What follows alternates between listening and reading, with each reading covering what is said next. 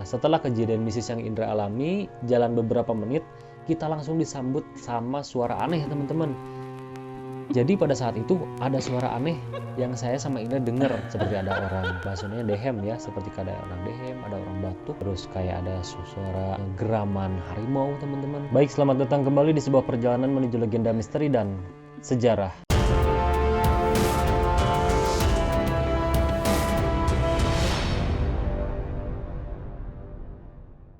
Baik, assalamualaikum warahmatullahi wabarakatuh. Sampurasun, apa kabar teman-teman semua? Semoga kita semua selalu dalam keadaan baik ya teman-teman.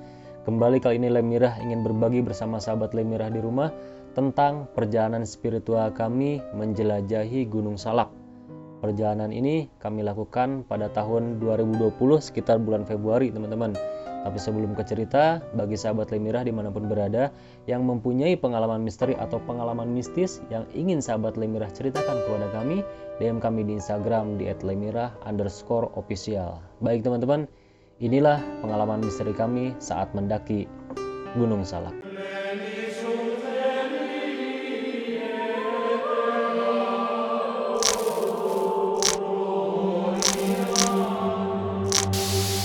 Baik sahabat Lemirah, perjalanan ini atau kisah ini adalah seperti mungkin video yang sudah sahabat Lemirah tonton, yaitu perjalanan kami saat melakukan ziarah ke makam waliullah yang berada di kaki Gunung Salak, yaitu tepatnya di daerah Pasir Kaca, yaitu kepenjarahan atau makam keramat Hyang Prabu Wijaya Kusuma atau Hyang Raksa Bumi atau Hyang Haji Jaya Sakti.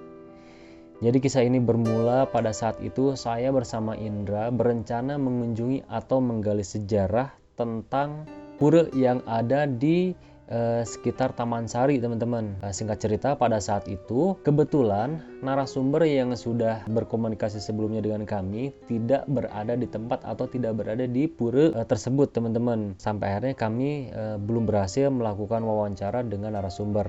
Entah kenapa pada saat kami beranjak mau pulang, saya bersama Indra itu seperti tertarik oleh sebuah energi yang berada di sekitaran tempat itu. Yang pada saat itu saya bersama Indra itu belum mengetahui apakah di tempat tersebut ada sebuah petilasan atau makam keramat teman-teman. Sampai akhirnya pada saat kami berada di tempat parkir, saat itu kami bertanya, "Pak, mohon maaf, di sini ada penjarahan atau makam keramat nggak?" Si tukang parkir tersebut langsung menjawab, "Oh ada, Akang bisa langsung menuju ke arah sana sambil menunjuk ke arah Gunung Salak teman-teman." Karena posisi kita pada saat itu berada di kaki Gunung Salak. Sampai akhirnya saya sama Indra memutuskan untuk melakukan ziarah ke tempat tersebut, tempat yang belum pernah kami kunjungi sebelumnya. Namun pada saat itu ada energi yang menarik kami dan saya mengalami sebuah mimpi di mana mimpi tersebut seperti saya berhubungan dengan tempat itu teman-teman. Sampai akhirnya saya berjalan ke atas melewati pura tersebut. Jalanannya pada saat itu sangat terjal teman-teman, hanya ada bebatuan ya, kalau bahasa Sundanya jalannya masih balasan ya. Sampai kami tiba di sebuah tempat wisata pada saat itu yang baru dibangun. Tempat wisata itu berupa mungkin spot foto ya di sekitar tempat itu. Kami menanyakan ke security tempat itu, "Pak, punten, di sini ada makam keramat di mana?" Dan security itu menjawab, "Oh, ada di atas." Sampai akhirnya saya sama Indra berjalan menuju ke atas tempat juru pelihara makam keramat tersebut. Pada saat perjalanan tersebut, saya terpaksa turun dari motor karena jalannya itu sangat kurang bagus dan hanya bisa dilalui oleh motor itu tanpa berpenumpang teman-teman. Kebetulan waktu itu motornya Matic, jadi Indra naik duluan, saya belakangan sambil jalan. Sampai pada saat itu kita tiba atau sampai di tempat atau di rumah juru pelihara. Juru peliharanya bernama Abah Narta. Yang mudah-mudahan beliau sekarang masih ada, masih sehat. Mudah-mudahan karena kita belum bisa silaturahmi lagi. Yang pada saat itu usia Abah Narta sudah menginjak 87 tahun. Masya Allah ya teman-teman. Abah Narta pada saat itu sudah sangat sepuh sekali pada saat kita pertama kali silaturahmi ke rumah Abah. Kami sampai di rumah Abah Narta, silaturahmi dan menceritakan maksud kedatangan kami. Sampai akhirnya Abah Narta bercerita selamanya beliau menjaga makam keramat tersebut, mengurusi makam keramat tersebut. Sampai akhirnya kami mohon izin untuk mendaki ke tujuan atau ke makam keramat itu teman-teman. Namun sayang, kondisi Abah pada saat itu sedang tidak memungkinkan untuk mengantar saya sama Indra naik ke petilasan atau ke makam keramat. Sampai akhirnya Di sana Abah Narta hanya membekali kita dengan beberapa petunjuk. Yang pertama, jalan terus ke arah kiri. Jadi pada saat itu Abah Narta menceritakan, pokoknya kalau misalkan kalian menemukan persimpangan, hanya ambil jalan sebelah kiri. Lalu petunjuk berikutnya, nanti kalian akan menemukan pohon tumbang. Lalu nanti kalian akan menemukan pipa air atau saluran air. Jadi hanya ketiga petunjuk itu yang saya sama Indra peroleh dan menjadi bekal untuk saya sama Indra berjalan menuju makam keramat. Kita lanjutkan perjalanan, motor kita simpan di rumah Abah, kita naik ke atas berbekal dengan petunjuk yang Abah berikan. Di gerbang pertama menuju hutan, kita sudah disambut dengan kejadian aneh. Jadi kita disclaimer dulu teman-teman, sebetulnya perjalanan Lemirah itu banyak sekali mengalami kejadian-kejadian mistis. Namun dari saat itu memang kami tidak terlalu mengekspos kejadian mistis yang kami atau saya sama Indra alami teman-teman. Lanjut ke cerita. Jadi pada saat gerbang hutan pertama, pada saat itu di sekitar hutan pinus, kejadian mistis dialami oleh Indra pertama kali. Saat itu pada saat berjalan, posisi kaki Indra seperti ada yang megang. Kaki Indra seperti ada yang megang, lalu seperti ada yang ngedorong Indra, sampai akhirnya Indra katakanlah oleng sampai waktu itu sendalnya sampai putus teman-teman. Karena posisi pada saat itu saya sedang duluan di jalan di depan, Indra di belakang. Saya lihat kenapa Indra berhenti di sebuah pos, sampai saya teriak, "Indra, aman tuh, aman, iya sendal pegat." Saya putusin untuk nungguin Indra. Nah akhirnya pada saat udah ketemu lagi sama Indra bercerita lah bahwa tadi orang kos air ngedorongkeun per, orang bisa ngajolongjong gitu. Bahasa Indonesianya saya seperti ada yang ngedorongin sampai saya tersungkur dan akhirnya sendal saya putus. Jadi jadi warning pertama ya. Itu jadi warning pertama buat saya sama Indra. Kita sempat diskusi kecil dulu, gimana nih Indra? Udah ada firasat kayak gini, lanjutin apa jangan nih naik ke Gunung Salak? Sampai akhirnya kita putusin, ya udahlah, kita baca doa dulu, kita bismillah, kita hadiah dulu waktu itu di situ, kita bismillah untuk lanjut naik ke atas. Setelah beberapa menit berjalan, karena menurut Abah Narta, kita itu akan berjalan sejauh 700 meter kurang lebih atau kurang lebih di bawah 1 kilo. Nah, setelah kejadian mistis yang Indra alami, jalan beberapa menit, kita langsung disambut sama suara aneh teman-teman. Jadi pada saat itu ada suara aneh yang saya sama Indra dengar, seperti ada orang, bahasanya dehem ya, seperti ada orang dehem, ada orang batuk, terus kayak ada suara geraman harimau teman-teman. Tapi tetap pada saat itu hati saya sama Indra pol ya untuk terus melanjutkan perjalanan. Nah di tengah perjalanan kita disambut lagi oleh kejadian yang menurut kita sih itu agak sedikit aneh ya, di luar nalar teman-teman.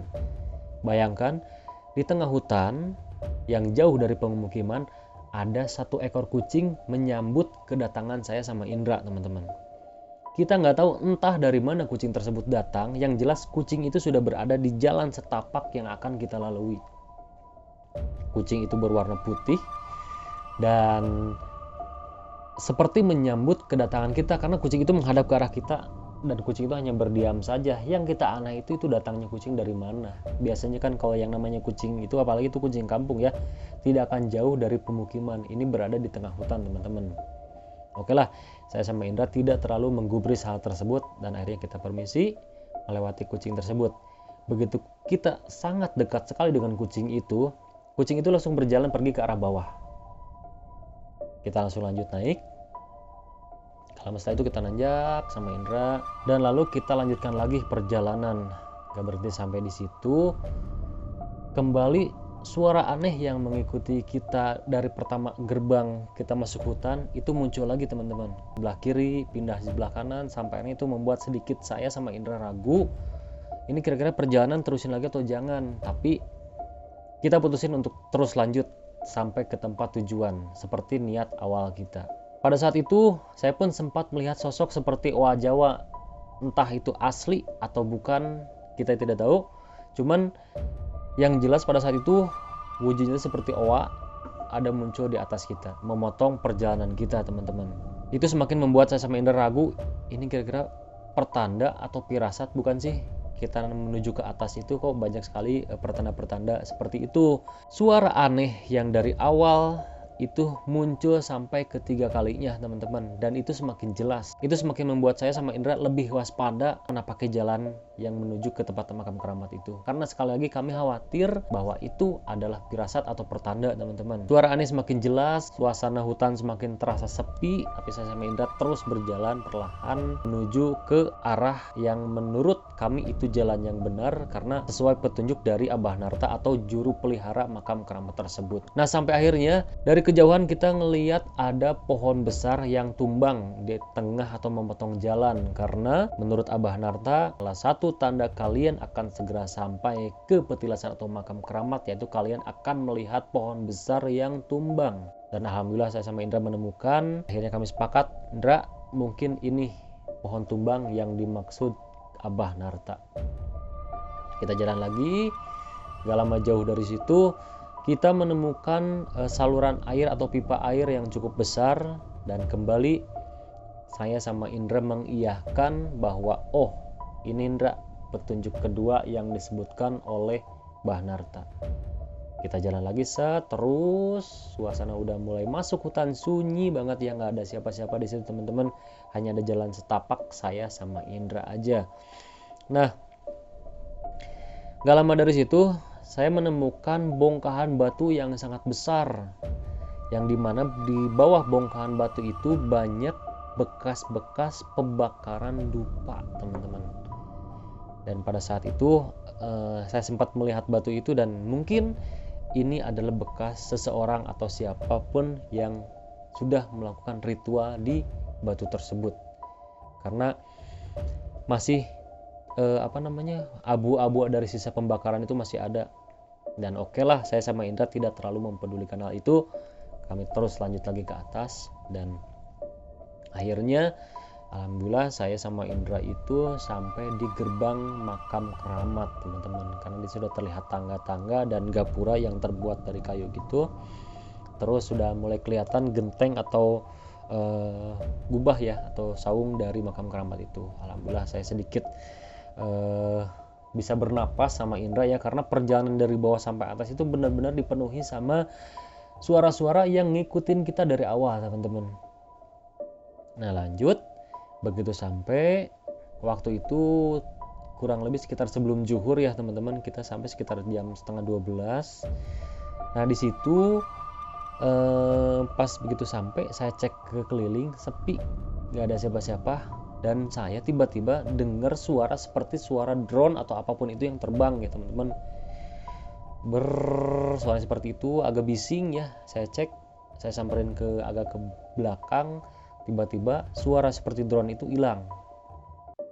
Nggak lama kemudian, di dalam penjarahan itu saya sama Indra mendengar seperti ada orang yang lagi ziarah, atau seperti ada orang di dalam penjarahan itu, karena posisi penjarahan itu di dalam ruangan dan pintunya tertutup. Saya ucapkan salam, saya agak ngasih kode ya, batuk-batuk atau dehem lah bahasa Sundanya. Saya tungguin, ternyata tidak ada respon sama sekali, dan orang itu masih tetap posisinya di dalam. Sampai akhirnya saya sama Indra putuskan, Indra kita sholat zuhur dulu, karena ini waktu sudah masuk zuhur dan yang di dalam itu belum keluar, mungkin nanti kita ziarahnya gantian. Akhirnya kita sholat dulu, karena di situ ada tempat sholat, ada musola kecil. Saya sama Indra waktu itu sholat zuhur. Begitu selesai sholat zuhur, begitu pas selesai saya salam, kita dengar jelas ada orang turun. Jadi di balik musola itu, di belakang itu kayak ada jalan. Kita benar-benar mendengar ya, dengar banget orang turun seperti bawa kayu bakar.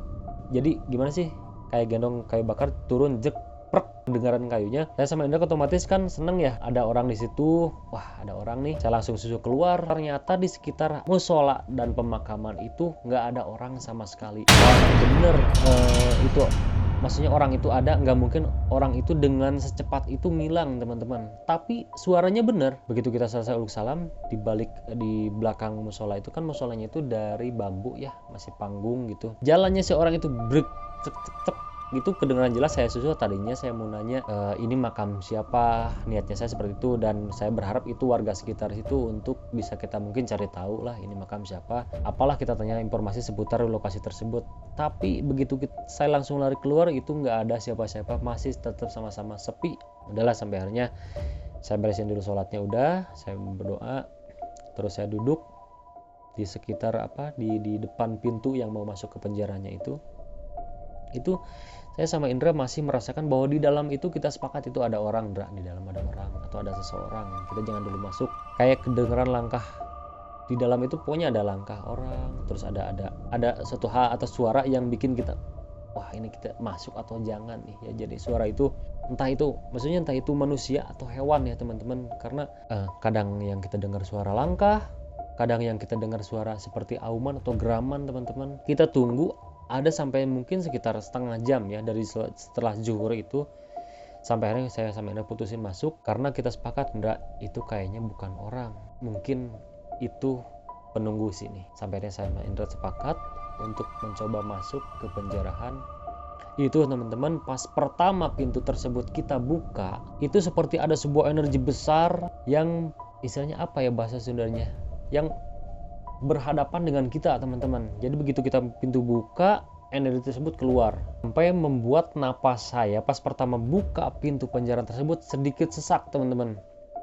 Begitu buka dan energi itu langsung keluar, langsung menyambut kedatangan saya sama Indra. Sampai akhirnya saya sama Indra putusin buat, Indra, itu kayaknya bukan orang atau bukan seseorang yang ada di dalam itu, mungkin itu adalah yang ada di tempat itu. Sampai saya coba buka pintu. Begitu pada saat kita buka, itu seperti ada angin yang sangat kuat teman-teman menghembus ke arah atau ke depan saya teman-teman. Sampai saya pada saat itu merasakan sedikit sesak napas saya karena energinya benar-benar gede teman-teman. Sampai tertahan di pintu itu yang belum terbuka secara utuh. Begitu saya pegang pintu, wah, ini saya sampai sesak ya, nggak bisa napas. Alhamdulillah saya dibantu sama Indra, ayo yuk lanjut. Saya sampai ditepuk ya sama Indra, lanjut aja sampai saya lanjut masuk ke dalam. Saya sama Indra bertawasul, kita khusyuk di situ, dan alhamdulillah saya sama Indra itu menjadi lebih tenang teman-teman setelah melakukan tawasul. Sampai akhirnya kita selesai, kita kembali turun ke bawah karena cuaca pada saat itu sudah mulai agak sedikit gelap. Kita khawatir hujan, karena kalau saya sama Indra pada saat kondisi hujan berdua di tempat tersebut teman-teman. Kita turun ke bawah, turun. Nah, di tengah perjalanan kucing yang tadi awal kita temui ternyata masih ada teman-teman. Pada saat berangkat, kucing tersebut menghadap ke arah kita, dan pada saat kita pulang, kucing itu masih menghadap ke arah kita. Jadi kucing itu pada saat awal menghadapnya ke bawah, pas kita turun kucing itu menghadapnya ke arah atas. Kita deketin, kita lewat dari kucing itu. Nah, kucing itu hanya diam aja. Kita turun ke bawah, sampai kita udah jauh, kucing itu kembali ke atas. Nah, alhamdulillah itu teman-teman perjalanan kita pada saat mendaki Gunung Salak ya. Luar biasa itu. Jadi sekali lagi, padahal pendakian yang kita lakuin itu siang hari ya, sebelum zuhur, tapi suasananya luar biasa teman-teman. Dari awal kita disambut ya sampai akhirnya kita pulang lagi, itu luar biasa teman-teman. Nah, mungkin itu teman-teman untuk kisah yang kita bagikan kepada sahabat Lemirah dimanapun berada. Pada kesempatan kali ini kami mengucapkan terima kasih kepada sahabat Lemirah dimanapun berada yang sudah menyaksikan video ini dari awal sampai selesai. Bagi sahabat Lemirah yang menyukai video ini, silahkan tekan tombol like-nya. Atau dari sahabat Lemirah yang ingin menyaksikan perjalanan kita pada saat menuju ke Gunung Salak, bisa langsung klik videonya, ada di video Lemirah yang sebelumnya teman-teman. Mungkin itu saja. Saya Ferdi, di belakang kamera ada Indra. Ikuti terus perjalanan kami di sebuah perjalanan menuju legenda misteri dan sejarah. Salam legenda misteri dan sejarah Lemirah.